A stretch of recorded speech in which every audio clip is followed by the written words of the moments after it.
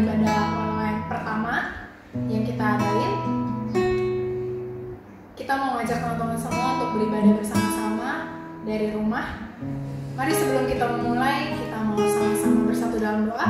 Mari kita tundukkan kepala, kita berdoa. Tuhan Yesus, terima kasih Bapa buat kasih-Mu atas setiap hidup kami Tuhan. Terima kasih Tuhan, Kau berikan kami kesempatan untuk beribadah. Meskipun online Tuhan, tapi kami percaya kuasa-Mu itu tidak terbatas. Oleh sebab itu Tuhan, pada sore hari ini kami hanya ingin fokus Tuhan untuk menyembah-Mu, untuk meninggikan Engkau Yesus, untuk mendengarkan setiap isi hati-Mu bagi setiap kami. Terima kasih ya Bapa, terima kasih Tuhan. Bekerjalah Tuhan lewat setiap teman-teman yang menonton ibadah ini, biar mereka boleh merasakan hadirat-Mu pada sore hari ini. Terima kasih Tuhan, terima kasih Yesus. Haleluya, haleluya, amin. Mari kita angkat sebuah pujian yang mengatakan hati kami rindu untuk menyembah-Mu. Haleluya. Hatiku mau menyembah-Mu, jiwaku merindukan Yesus. Hanya Kau Tuhan dan Rajaku, ku sembah Kau Allahku. Ku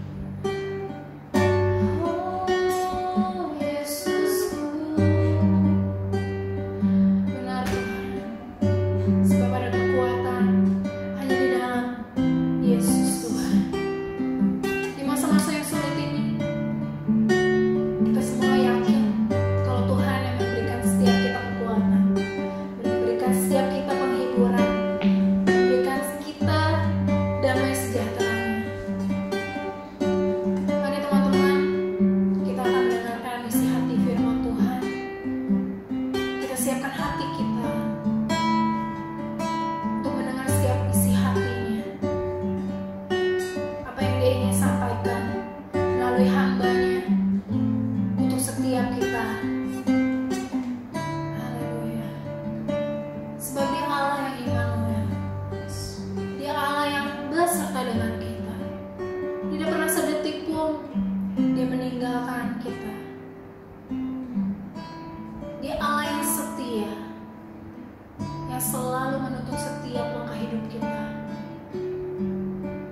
Walau lewati lembah, lewati tempat yang gelap, Dia selalu beserta dengan kita.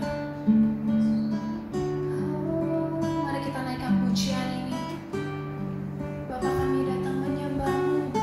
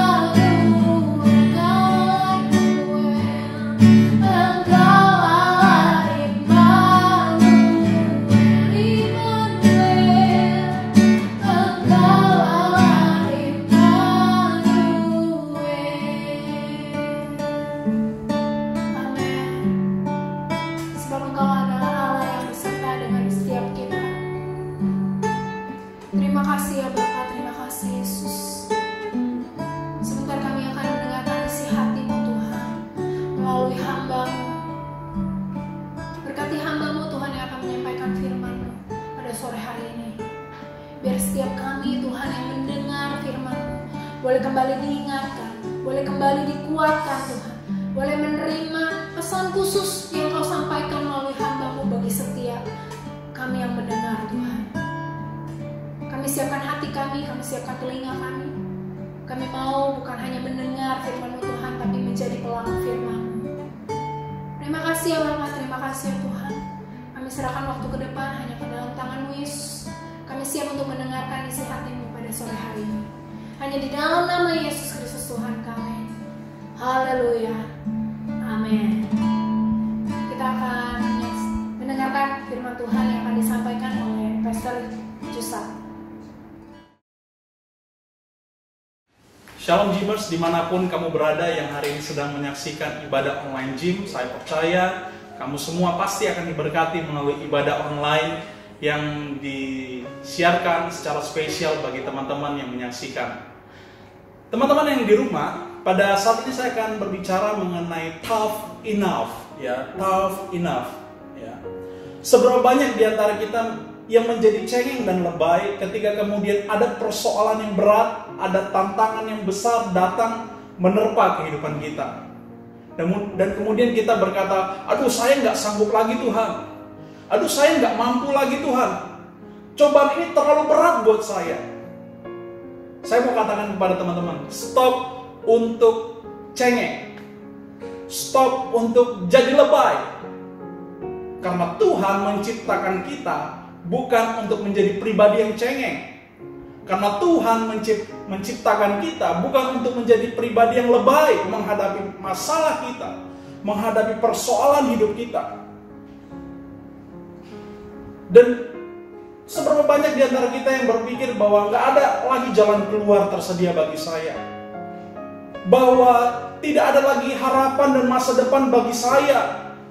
Apalagi situasi seperti sekarang, saya kehilangan pekerjaan, saya mengalami pemotongan gaji, saya mengalami hal-hal yang menyulitkan hidup saya. Namun seberapa banyak orang yang berpikir bahwa masih ada Tuhan, masih ada harapan, masih ada kekuatan yang disediakan oleh Tuhan supaya saya mampu melewati musim-musim terberat sekalipun, supaya saya mampu melewati badai kehidupan sebesar apapun yang terjadi di dalam dunia ini. Milikilah iman yang senantiasa mendorong kita yakin sepenuhnya bahwa bersama dengan Tuhan, bahwa bersama dengan Dia yang menciptakan segala sesuatu, saya akan hadapi ketakutan ini dan saya akan menang atas ketakutan-ketakutan, atas kesukaran-kesukaran yang terjadi di tengah-tengah dunia ini. Bukankah Filipi 4 ayat 13 berkata, segala perkara dapat kutanggung di dalam Dia yang memberi kekuatan kepadaku? Paulus berbicara kepada jemaat di Filipi pada saat itu. Dengan tegas Paulus mengatakan bahwa segala perkara, bukan satu, bukan dua, bukan tiga, tetapi semua perkara yang dapat diselesaikan maupun yang tidak dapat diselesaikan oleh manusia, dapat kutanggung di dalam Dia yang memberi kekuatan. There is power in believers. Ada kekuatan, ada kuasa yang Tuhan kasih kepada orang-orang percaya, supaya ketika menghadapi situasi sulit sekalipun, orang percaya tidak menjadi lemah, orang percaya tidak menjadi lebay, dan orang percaya tidak lagi menjadi cengeng. Karena firman Tuhan berkata bahwa pencobaan-pencobaan yang kamu alami, yang kita alami, yang saya alami, yang Bapak, Ibu, Saudara, teman-teman yang di rumah hari ini sedang menyaksikan alami, adalah pencobaan-pencobaan biasa yang tidak melebihi kekuatan manusia. Sebab apa? Selain dari karena kekuatan yang Tuhan kasih kepada kita, Tuhan juga pasti kasih jalan keluar untuk kita dapat melewati masa-masa sukar di dalam dunia ini. Izinkan saya untuk menyampaikan sebuah ilustrasi mengenai ikan salmon. Ya, ikan salmon memang tidak hidup di perairan tropis seperti di Indonesia dan Asia pada umumnya. Tapi kalau kita agak pergi ke atas, ke negeri yang memiliki iklim subtropis, terutama di daerah Amerika Utara, maka ikan salmon memiliki kebiasaan setiap tahunnya mereka akan kembali untuk bertelur, di mana mereka pertama kali menetas. Ya. Ikan salmon bermigrasi dari laut, kemudian ke sungai, kemudian baru sampai ke perairan yang tenang, sehingga mereka bisa berkembang biak di sana. Akan tetapi dalam perjalanan yang begitu sangat panjang, bukan 1 mil, 2 mil, bahkan ratusan mil, ada tantangan-tantangan, ada obstacles yang harus mereka hadapi. Mulai dari perubahan air dan suhu, mereka berasal daripada air laut dan kemudian masuk ke perairan tawar. Perubahan yang sangat ekstrim terjadi kepada ikan salmon. Dan perubahan itu tidak serta-merta menghentikan langkah mereka, tidak serta-merta memberikan excuse buat ikan salmon untuk mengatakan, wah saya nggak bisa lagi untuk lanjut karena saya hidupnya di air asin, sementara kalau saya pergi ke air tawar saya bakalan mati. Tapi ingat teman-teman, bahwa ketika ikan salmon bermigrasi melewati perpindahan dari air laut ke air tawar, dan kemudian bukan hanya berhenti di sana, tetapi ada banyak pemangsa-pemangsa yang mencoba memangsa mereka. Ada beruang, ada burung yang mencoba memangsa mereka. Ikan salmon tidak berhenti untuk bergerak. Ikan salmon tidak komplain, kenapa saya harus jalani hidup seperti ini? Kenapa saya harus mengalami siklus seperti ini? Kenapa saya nggak jadi beruang aja yang memangsa ikan? Kenapa saya nggak jadi burung aja? Kenapa saya nggak jadi manusia aja? Tetapi ikan salmon mengikuti proses kehidupannya. Ya. Ikan salmon berpindah dari satu tahap tantangan kehidupan kepada tahap tantangan kehidupan yang lainnya tanpa komplain sedikit pun. Sampai pada akhirnya ikan salmon itu sampai di perairan yang ada di hulu. Dan di sanalah ikan salmon dapat berkembang biak. Berbeda dengan sampah. Sampah tidak ada harganya. Ikan salmon mahal harganya. Kalau kita pergi ke department store, kita pergi ke minimarket, kita pergi ke tempat penjualan ikan yang segar, ya, seperti yang ada di beberapa tempat di kota Jakarta.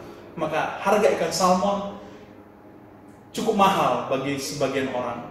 Mungkin juga bisa sangat mahal bagi beberapa orang. Tapi apa bedanya dengan sampah? Sampah selalu ikutin air, aliran air, arus air. Dia nggak pernah ikutin proses, ngikut aja sampai kemudian dia terbuang.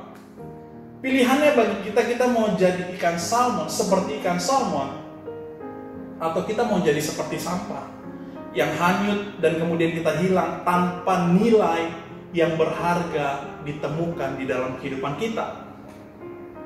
Nah, untuk menjadi orang yang tangguh, saya akan menyampaikan beberapa hal yang akan tentu membuat kita berpikir, kalau saat ini kita mulai lemah, beberapa poin ini akan menunjukkan jalan kepada kita, bagaimana kita menjadi pribadi yang tangguh, yang tough enough di dalam Tuhan menghadapi situasi yang seperti sekarang ini. Yang pertama, menjadi orang yang tangguh membutuhkan keberanian. Bahasa rohaninya, menjadi pribadi yang tangguh membutuhkan iman yang besar. Daniel 3 ayat 14-18, kalau teman-teman lihat di dalam Alkitab, ini kisah mengenai Sadrak, Mesak, dan Abednego. Ketika kemudian Raja Nebukadnezar membangun sebuah patung untuk disembah oleh banyak orang pada saat itu di negeri Babel, termasuk orang-orang yang dijajah, yang ada di dalam pembuangan Babel, harus menyembah patung itu. Akan tetapi apa yang terjadi? Bahwa ketiga pemuda ini mengambil keputusan yang berani, mengambil keputusan iman yang penting dalam kehidupan mereka. Bahwa firman Tuhan berkata demikian dalam Daniel 3, 14-18. Berkatalah Nebukadnezar kepada mereka, Apakah benar, hai Sadrak, Mesak, dan Abednego, bahwa kamu tidak memuja dewaku dan tidak menyembah patung emas yang kudirikan itu? Sekarang jika kamu bersedia, demi kamu mendengar bunyi sangkakala, seruling, kecapi, rebab, gambus, serdam, dan berbagai-bagai jenis bunyi-bunyian, sujudlah menyembah patung yang kubuat itu. Tetapi jika kamu tidak menyembah, kamu akan dicampakkan seketika itu juga ke dalam perapian yang menyala-nyala. Dan dewa manakah yang dapat melepaskan kamu dari tanganku? Lalu Sadrak, Mesak, dan Abednego menjawab Raja Nebukadnezar, tidak ada gunanya kami memberi jawab kepada tuanku dalam hal ini. Jika Allah yang kami puja sanggup melepaskan kami, maka ia akan melepaskan kami dari perapian yang menyala-nyala itu dan dari dalam tanganmu ya Raja. Tetapi seandainya tidak, hendaklah tuanku mengetahui ya Raja, bahwa kami tidak akan memuja dewa tuanku dan tidak akan menyembah patung emas yang tuanku dirikan itu. Satu ayat, satu bagian dalam firman Tuhan yang membuat kita harusnya wow dengan mereka ini. Sebagai sekelompok orang buangan pada saat itu, orang Yahudi yang dibuang dari tanah asalnya ke tempat pembuangan di Babel. Kebanyakan menjadi budak, tetapi Sadrak, Mesak, dan Abednego memiliki privilege. Mereka dapat bersinggungan langsung dengan sistem pemerintahan yang pada saat itu ada. Tapi apa yang terjadi bahwa Sadrak, Mesak, dan Abednego tidak membiarkan diri mereka menjadi sampah. Tetapi mereka menunjukkan bahwa mereka adalah pribadi yang tough enough, pribadi yang kuat, pribadi yang tangguh. Sadrak, Mesak, dan Abednego mengambil keputusan penting dalam hidup mereka, yaitu mereka berani. Mereka keluar sebagai orang-orang yang berani. Mereka keluar bukan sebagai orang yang cengeng, bukan sebagai orang yang lebay. Mungkin jika kita ada dalam posisi mereka, kita akan mulai buat excuse, kita akan mulai menimbang-nimbang, oh yo, gak apa-apa deh, yang penting hati saya dekat sama Tuhan. Gak usah ibadah, gak usah cari Tuhan, yang penting hati saya, Tuhan kok yang tahu hati saya. Kita sering buat excuse dan kita lupa bahwa kita sedang membuat diri kita sebagai pribadi yang cengeng, pribadi yang lebay. Tapi Tuhan mau kita menjadi pribadi yang tough enough, yaitu dengan keberanian, dengan iman yang besar kepada Tuhan, yang menunjukkan bahwa kita adalah pribadi yang tough enough.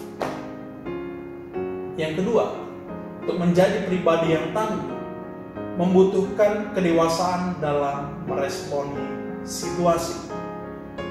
Firman Tuhan berkata dalam Nehemia 8 ayat 10, jangan kamu bersusah hati, sebab sukacita karena Tuhan itulah perlindunganmu.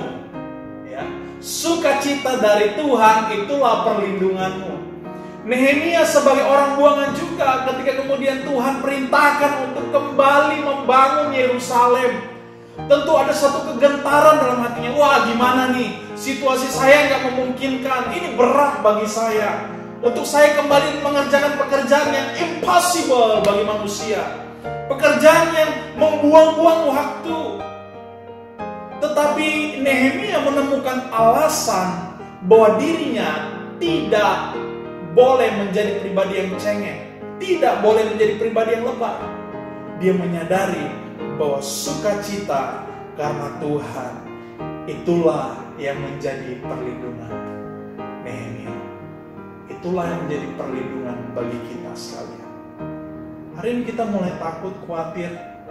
Jangan cengeng, jangan lebay.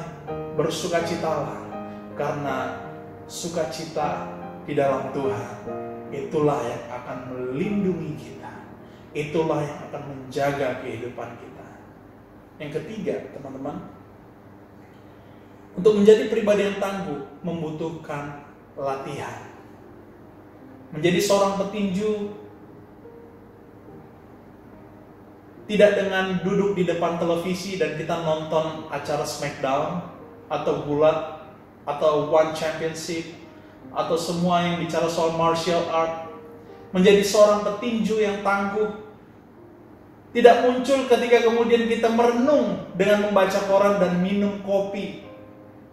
Tetapi untuk menjadi seorang petinju yang tangguh, kita harus melatih diri kita. Nah, saya nggak sedang ngajarin teman-teman untuk jadi petinju beneran, ya.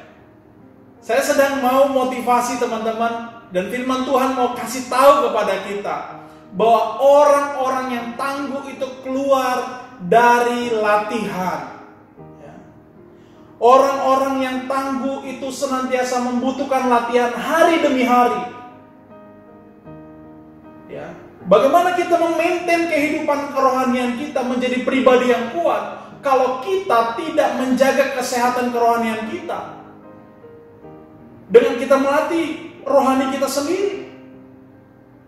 Firman Tuhan berkata dalam 1 Korintus 9 ayat 26-27, sebab itu aku tidak berlari tanpa tujuan, dan aku bukan petinju yang sembarangan memukul, tetapi aku melatih tubuhku dan menguasainya seluruhnya, supaya sesudah memberitakan Injil kepada orang lain, jangan aku sendiri ditolak.